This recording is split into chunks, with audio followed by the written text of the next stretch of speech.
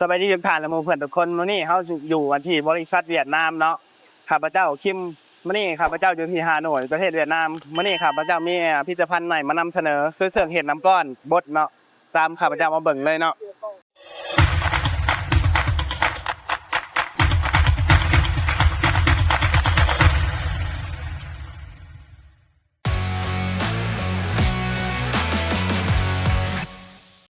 ด้านข้างข้าพเจ้านี่แม่นเครื่องเฮ็ดน้ำก้อนบดเนาะขนาด200กิโลต่อมื้อเนาะ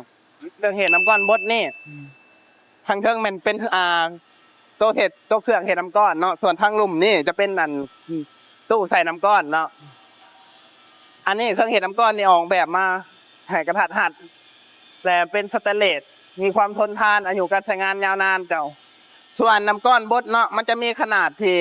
น้อยเนาะเหมาะสำหรับทานได้สิเฮ็ดอาหารทะเลบ่แบบเป็นพวกอาหารกินเดิมต่างๆที่ใส่น้ำก้อนขนาดน้อยเนาะน้ำก้อนของ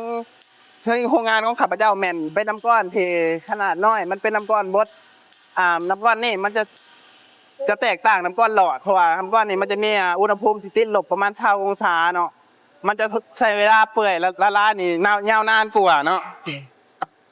น้ำก้อนมันจะเป็นน้ำก้อนบดแบบนี้เลยเจ้าน้ำก้อนนี่เหมาะสมสำหรับทานที่ต้องการน้ำก้อนบดเนาะใช่ว่าผลิตภัณฑ์นี่ทางบริษัทเฮาแม่นมีจำหน่ายเนาะถ้าว่าท่านใดสนใจสามารถติดต่อสอบถาม